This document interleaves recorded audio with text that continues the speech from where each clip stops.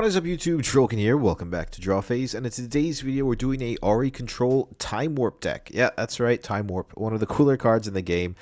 This combo deck is actually been seen more so in the more recent tournaments, right? Unofficial, of course. And it's just something, a deck I wanted to highlight because like I love Time Warp. I love the idea of just taking another turn, you know, in any TCG. We'll get into the deck list in just a second. But before that, if you haven't already, please subscribe. I'm giving away 3 structure decks if we reach 1,000 subscribers to 3 individuals. So definitely hit that button and you might win something. So let's just go into the deck list. Yeah, pretty cool. Like I'm just trying to have fun with the game right now until release, and I came across this like idea or deck list I've been seeing like here and there, and I was just like wanted to highlight it because it's actually like a really cool and easy way to steal the game. It's not a complicated combo. It does take some setup, however, but luckily green and blue supports the deck really well. So we'll just go over the legend who don't know. Ahri, Nine-Tailed Fox, Calm and Mind Runes, green and blue. When an enemy unit attacks a battlefield, you control it. You control, give it -1 this turn to a minimum of 1 might. The runes are very important.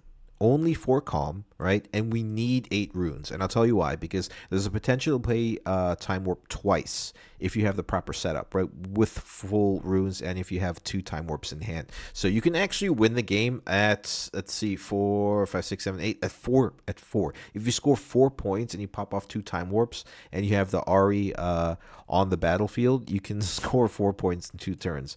Pretty insane. Even more if you hold both battlefields. We'll get... speaking of battlefields, Grove of the God Willow. When you hold here, draw 1, dig into the deck, look for Time Warps, look for control cards, look for your setup, and win the game. The Dreaming Tree, the first time you choose a friendly unit with the spell here, each turn, draw 1. Green has a lot of buffs, a lot of spells that target your units for the benefit, so obviously a great battlefield for Ahri. We're also running Obelisk of Power to generate that extra rune. In the beginning of the game, you know, get there as fast as possible.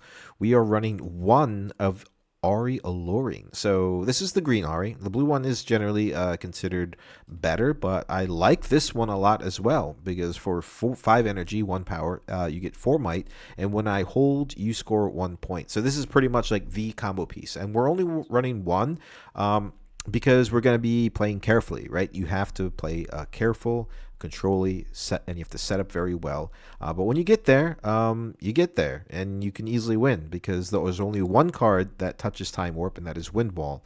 And that is why we run 3 Time Warps because, yes, of course, in some green decks and even their sideboards, they do run maybe 1 or 2 Wind Walls, but never 3. I've never come across a deck that like hard runs 3 Wind Walls as of like late. You know, in the beginning when the game was started coming out, people just like ran 3 Wind Walls like you know, just because.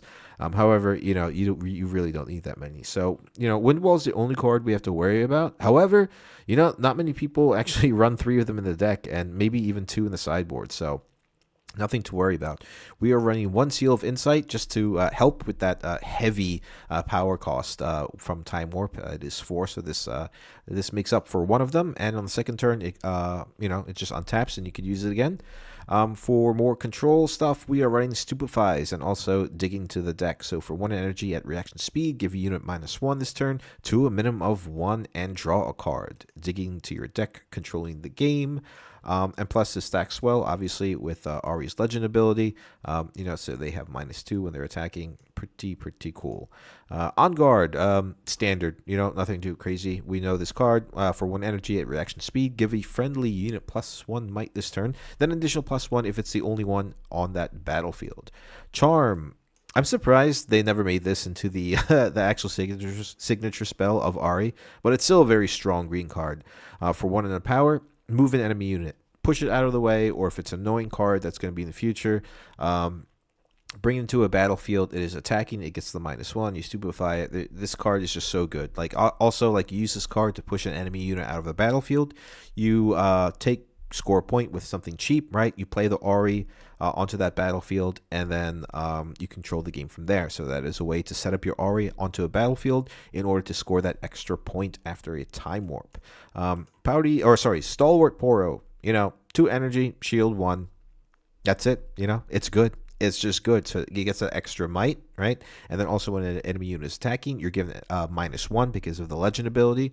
You have mitigates the power creep on your opponent's cards. So actually, like when a stalwart Poros on a battlefield, people are just like, oh god, this is so annoying.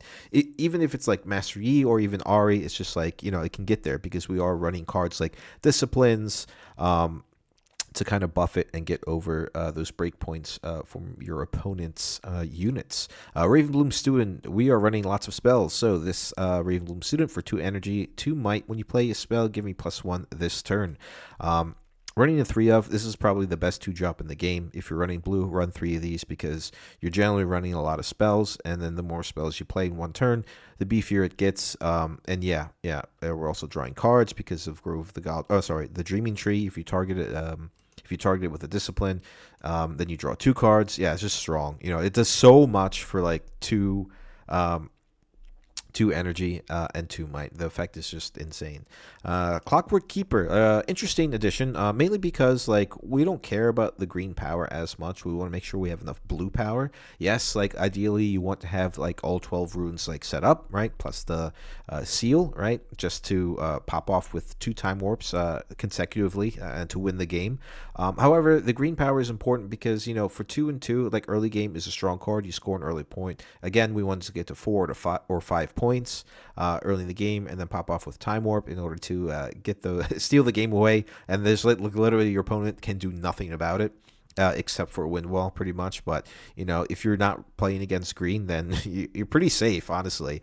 But also late game, I've mentioned before, this game is really good because you pay the power, and you can draw a card, right? It just has good upside in the beginning of the game, has good upside in the late game. Zonia's Hourglass, really important, right? So we are only running 1 Ahri, right?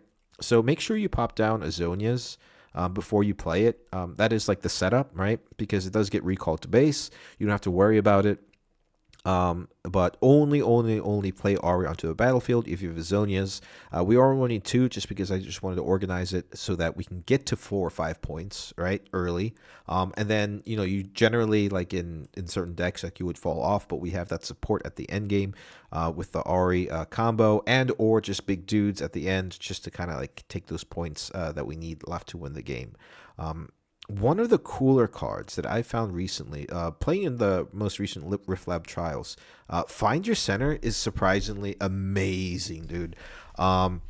Listen, like for 3 energy, right? Even if you don't at action speed, right? If an opponent's score is within 3 points of the victory score, so 5, or 6 if Spirant's Climb is the battlefield where you have to score 9 points.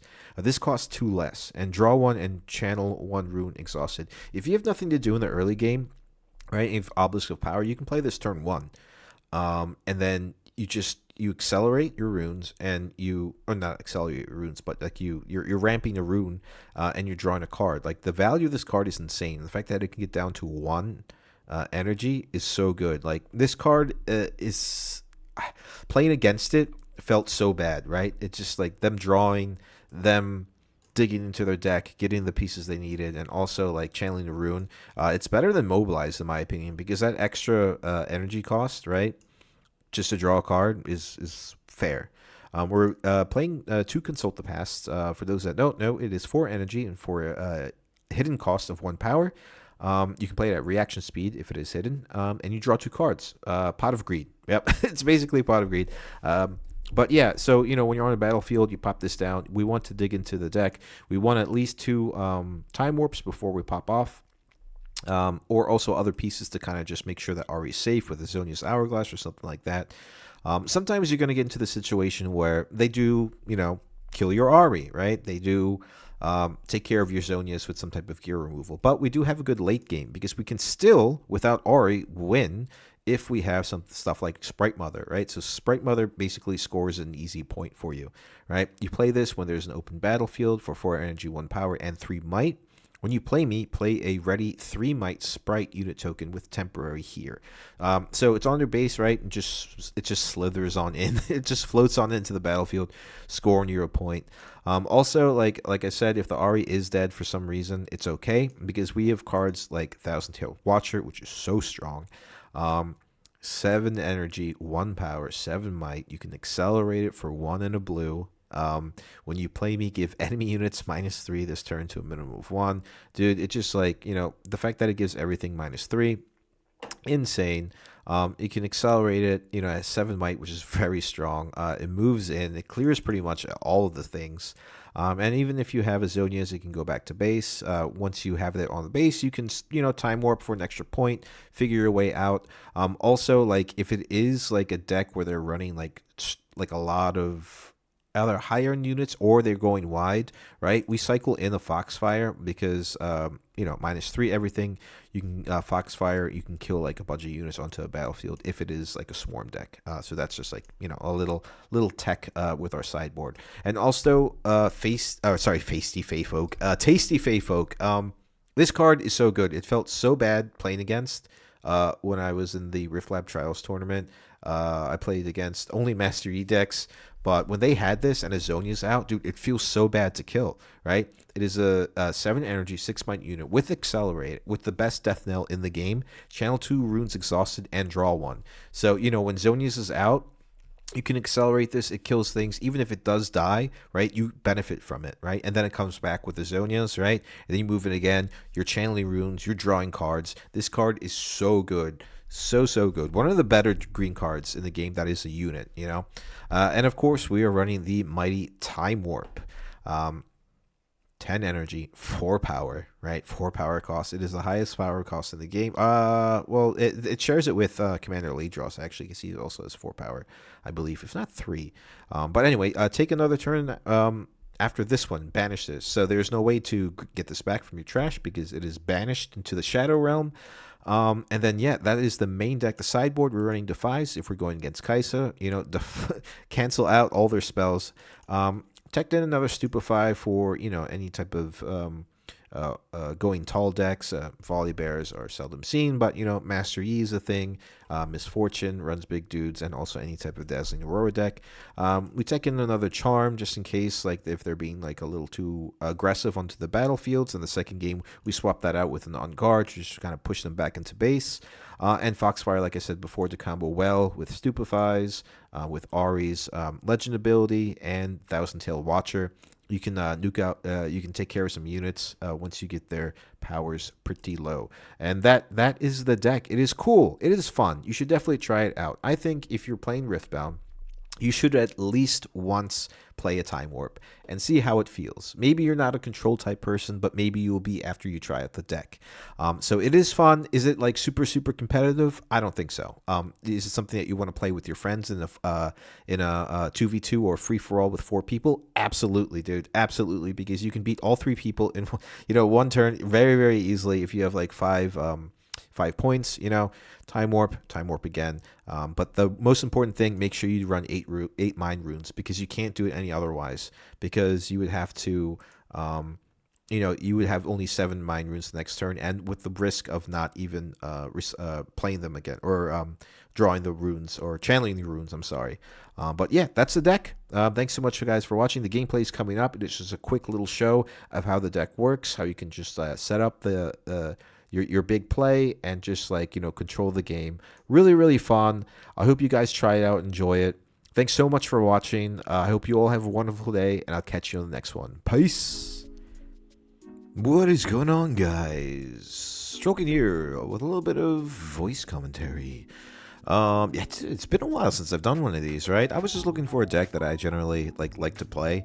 We've gone through so many deck lists, and we're pretty much almost through like every iteration of the most important competitive decks, and I decided to do a nice little combo deck, because the cool thing with combo decks is that you have a win condition, right? Especially with the Time Warp combo for Ahri. And you kind of just have to navigate your way to that point where you can pop off with the combo. So it actually, it teaches a lot of beginner players, especially when it comes to Riftbound, how to play the cards at the perfect time, right? It's all about timing when it comes to combo decks, and when to play what and how to set up properly. So, if you're getting into Riftbound and you want to learn timing with You know, what happens during showdowns and when to play what and how to, you know, not overcommit on your plays. Definitely check this deck out because it's pretty good. I like it. It's really, really fun. So, my turn. He decides to Super Mega Death Rock a Poro. It just blew up a Poro. Furry things everywhere. Look at my hand. We have Superfy. Consult the Past, Thousand Tail Watcher, and Find Your Center. Great card. So I draw his brother. I draw another Poro, decide to play it. We're going against a Jinx deck. The battlefield seemed to be the Candlelit Sanctum and the Obelisk of Power. So, play the Poro. I play Find Your Center because, you know, it just curves out really that well. You know, Channeling Rune, drawing a card. He has no threats on board, so I can take my time, develop my runes, dig into my deck a little bit to try and pop off with that combo. So, after I find my center, I pass over to my opponent. Running Rebel Jinx, very good deck. Can be very aggressive, has a lot of movement by just discarding, which Jinx benefits from. And yeah, he can probably dig into my deck a little better. Also, Super Mega Death Rocket dealing 5 damage is, you know, something to be careful about. I have to make sure I know when it's popping back to his hand, when it's in the trash, and when he's discarding. So things to look out for in the game. So he decides to tap 1, 2, 3, 4, and Accelerate a Kaisa. Very good card. You know, easily scoring a point. The cool thing with Kaisa and Candlelit Sanctum, you can choose the Conquer effect. So obviously, you know, you get to look at the top 2 cards, either put one or both on top in any order, or recycle both. But the cool thing is that because of the Conquer effect on the Kaisa card, you can pick a card from the trigger from Candlelit Sanctum. You put that card on top of your deck and you draw that card. So you know what you're getting, which is really cool. Candlelit Sanctum in the beginning of the game, when it was first being released, was not a, you know, popular battlefield, but it's getting a lot of traction right now. Just being able to, any type of stack deck effect is really strong. In fact, I play so many stack decks that, like, I often in this game, and you'll see, I'll try to like put the card into my hand after conquering Candlelit Sanctum. So he is ahead on points. It's still early in the game, but that's okay because the cool thing about this deck is that you don't have to race, right? The only thing you have to do is control the early game, get to 4 or 5 points, right? And then if you have 2 Time Warps in your hand, you can actually play them, and then you just win after that, right? Obviously, in this matchup, right, with Jinx, it is purple and red. We don't have to worry about Wind Wall as counters, so we can, you know, we can take our time getting there, right? We don't have to overcommit. We can take our time. We just need a couple points, and then we just pop off with Time Warp. The best way to get Ahri onto the field, right, without having it blown up is obviously looking at the hand, looking at the runes, because obviously, you know, with Super Mega Death Rocket, you know, we don't want to play it, or Ahri onto a battlefield when he has enough runes to nuke it with a rocket. So I move into the Obelisk of Power. I commit to a Wielder of Water, a really good card that combos well with the Legend ability. It gains +2, and then obviously the Legend gives something -1. I decide to put a Consult the Past on the Obelisk of Power, battlefield with my Poro.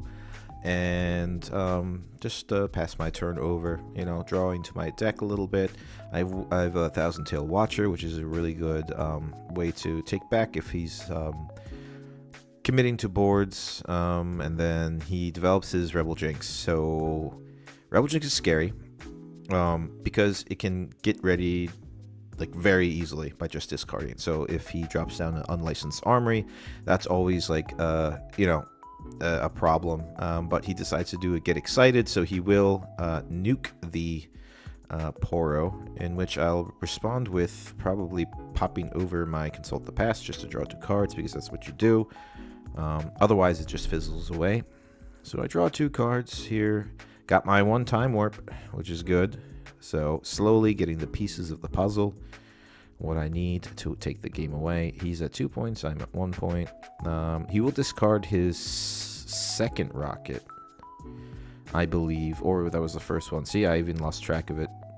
Easy to do. And then the Rebel Jinx gets ready, right? Because of the discard. Gains a +1, obviously. And conquers again. So, yeah, I love that Jinx deck. It is so good. The fact that you can have such a mobile Jinx is absolutely insane.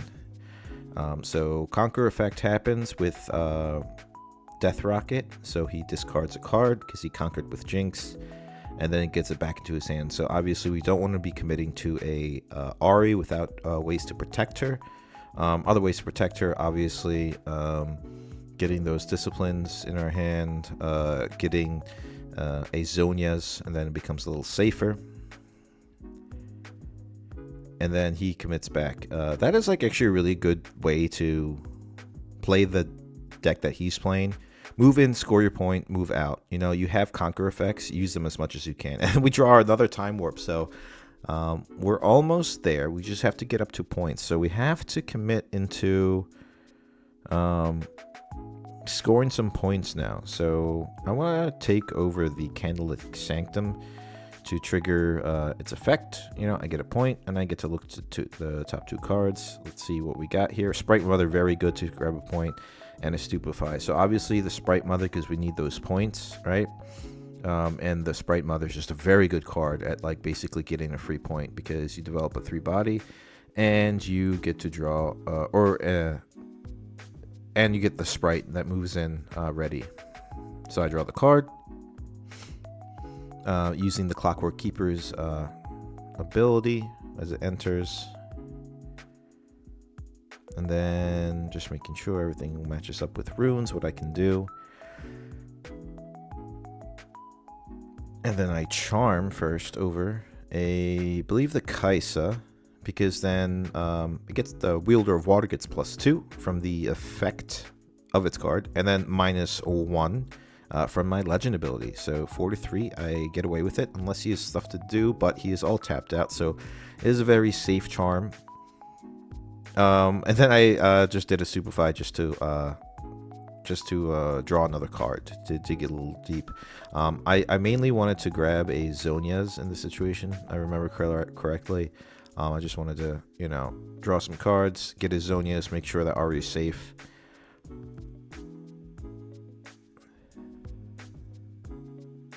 And then, yep.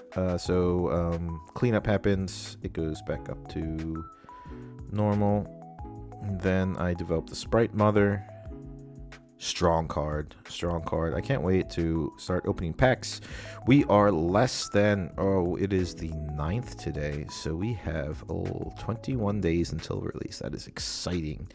I can't wait to like play the physical game. I will keep making videos and content with TTS, obviously, especially with like card reveals, right? When the card reveal season starts, right, there's going to be a way to play them with TTS, you know, to test them out to see if they're good or not. So definitely look for that in the future. So on his turn, he's trying to figure out, okay, the temporary Sprite is going to go away, so it's not that big of a threat, right? The Wielder of Water is a thing to be afraid of, right? Because then next turn I can go get a point, play my Ahri there. All right, I'm at 4. I can even, okay, so he decides to move in just to conquer. Yep. So the Rebel Jinx moving in there. I'm expecting him to discard a card so he can ready and maybe move over. Rebel Jinx is really strong. I think it's only missing ganking, and then it's going to be like, then it's like super overpowered, but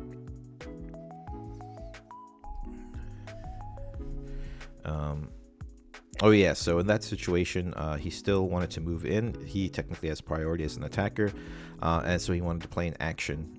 And then he uses Get Excited to target the Wielder of Water. Again, there is no attacking or defending, so he stays at 2. And he only has to discard probably the Super Mega Death Rocket. It's like a great card to discard, but he decides to... I can't really see that because of the 5. But that's the other cool thing about Super Mega Death Rocket. Like, it does 4 damage. Like, if you're using Get Excited, you discard it, and you can pop back into your hand if you conquer. So really good combo there with discarding. So he goes up to 4.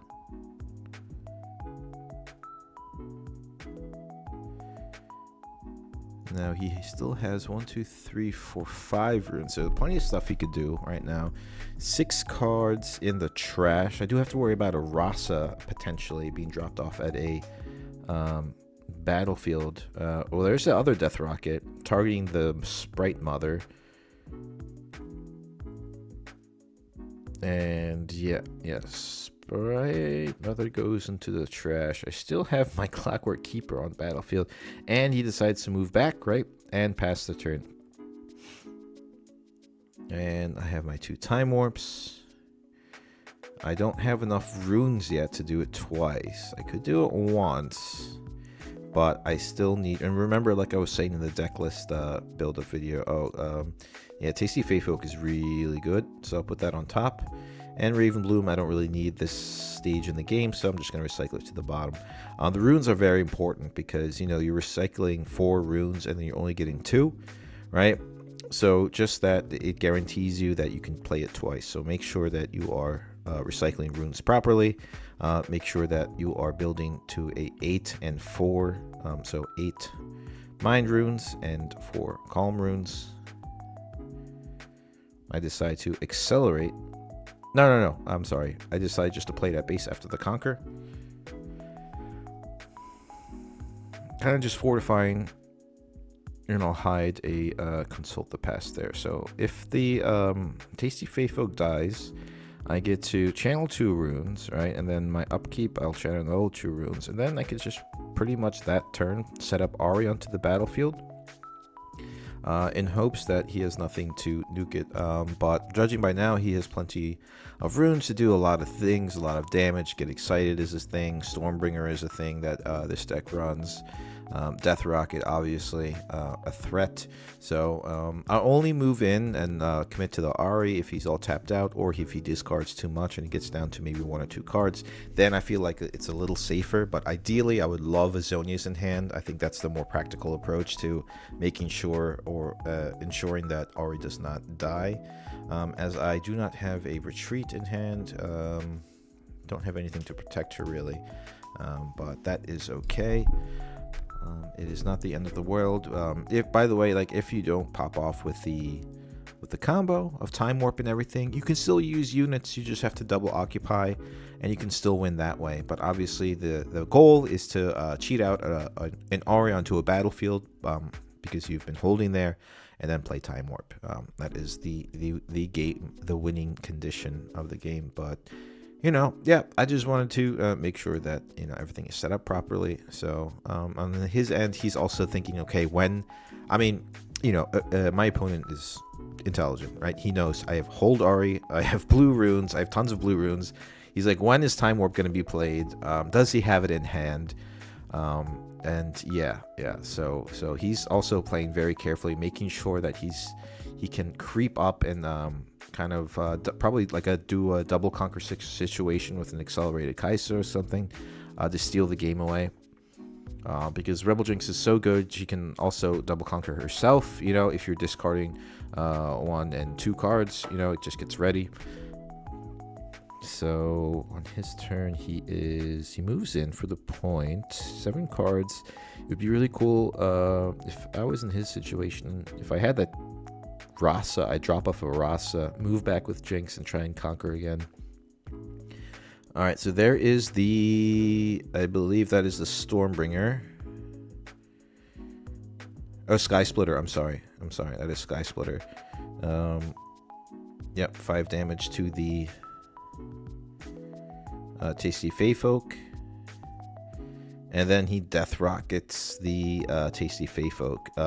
So that is a lot. That is a lot of commitment to 1 card. However, it is a big threat to the Rebel Jinx. So I think what he wants to do is probably like move back and conquer in and kind of like solidify his or take the battlefield away from me because I have a hidden card there and so forth and everything. So there's the Rasa that I was talking about. Dropping off a Rasa is really good. He only had to pay a rune and a power. That is generally what you do with Rasa. You move in on the battlefield. You can ready a unit. In other means, move back out after dropping the Rasa off. It's just a good card because it gets very cheap, especially in Jinx. So I'm looking. Okay, so he's starting to build up, holding points now with Rasa. There's little I can do to kind of take over it. I do have my Thousand-Tailed Watcher, but that would put me back one turn to pop off with my combo. So I'm looking and trying to figure out how can I now play my Time Warp. I'm at 5 points right now. If this turn I drop off my Ahri into the Candlelit Sanctum, then I could potentially win. But since he is at 5, right, I decide to find my center, channel my last rune, Exhausted, draw a card, and there's a Clockwork Keeper. So I think at this point I am going to play the Ahri at the battlefield. That is the most... because I also have a Discipline to protect it, so I can pump it up a little bit if it decides to get nuked with something. Because he does have the Super Mega Death Rocket in hand, or he can easily get it in hand by just discarding something. And there's many ways to discard with that deck. Get Excited, Unlicensed Armory, and so forth. So here it is. I'm setting up my turn now at 5 points. I can easily hold one, then score the 2 points at 6. I could have possibly played 2, if he somehow takes the battlefield, but I'm feeling pretty safe. I have Consult the Past. I have Discipline in hand. Discipline is also another great tool to kind of save your units. Not necessarily be aggressive with it, right? But defensive as well. So I'm just trying to overload on this battlefield right now, put as much power as possible to make sure it's going to be as difficult as possible for him to take it from me. And there's the other Clockwork Keeper. All three are actually on the battlefield, which is pretty insane. The odds of pulling all three of one card are actually relatively low just because there is no shuffling in Riftbound. I do commit to the power. There's this other Discipline. That's good. I was kind of like looking for Zonias, but that's also okay. And remember, like, the reason I committed that Recycle is because I know that they're going to both be green because I have already my 8 blue, so I don't really need the 2 green. And next turn, on my upkeep, I recycle 2 runes. So rune management is incredibly crucial when you're popping off with something like Time Warp. So don't forget to count your runes, ladies and gentlemen. So at this point, it's his turn. He's like, okay, there's too much stuff on the battlefield. He doesn't want me to go to 7 either. And even if I could, even if he does kill the Ahri, right? At this point, I could have accelerated my Thousand-Tailed Watcher to kill the Rasa, double hold, and then play a Time Warp next turn if he takes the one battlefield away. But with Ahri onto a battlefield, obviously, I know my opponent is gonna do everything that he needs to kill it. Scoring 2 points like that is bad, right? From 5 to 7, you're in range of losing the game easily. So, he's taking his time, trying to think, okay, what's underneath there? I already saw Consult the Past. Could it be Zonias? So forth and so forth. If it was Zonias, he would have to contest maybe killing the other one, but I think he knows it's a Consult the Past. So like I said, instead of being offensive with Discipline, here I am, buffing my Ahri just to make sure it's out of reach. So it goes to 6. And there's 5 damage marked on Ahri, so it has technically 1 might left. And then that was 1, 2, 3, 4, and one of his runes. So he's 2 runes left. There's maybe a Get Excited in his hand. And yeah, Discipline is just such a good card. The fact that you can just buff it for 2 and you draw a card is so good. I remember in the Rift Labs trials, I was just like, dude, like, this card is so frustrating to play against, because it's so cheap. There's no power commitment. Draw a card, you buff your unit, either offensively or defensively. It works both ways. So at this point, he's just contemplating. He has 2 runes, he has 2 cards in hand. He needs to kill that Ahri. Does he move in with his Rebel Jinx and just kind of commit into nuking out that Ahri with the might, or does he want to keep the Rebel Jinx to make sure that nothing bad happens and kind of try and set up a combo to take the battlefield away? And then here is the fight or flight. Devastating. Yeah, so he's really desperate to keep it out of the battlefield. So he pushes back just so I don't score those extra 2 points, so only gonna score 1. However, at that point I know it's game over, right? It's his turn, and I know I can move in to that battlefield and kind of just take away the game from here, because even if he moves in with his Rebel Jinx and he doesn't, so I score a point at 6, I will just have to move in and play Time Warp, and then there you go, guys. All you have to do is timing, making sure that you play your cards right. Time Warp will, I'll get another turn, I'll pass the turn, I'll score 2 points, and then there's the game. So yeah, just making sure, like, this is actually a really great beginner's deck, honestly, because it teaches you how to play stuff when, instead of like overcommitting in aggro decks. So definitely check it out, guys. Thanks so much for watching the video. I'll have more deck lists coming up in the future. I hope you have a wonderful day, and I'll catch you on the next one. Peace!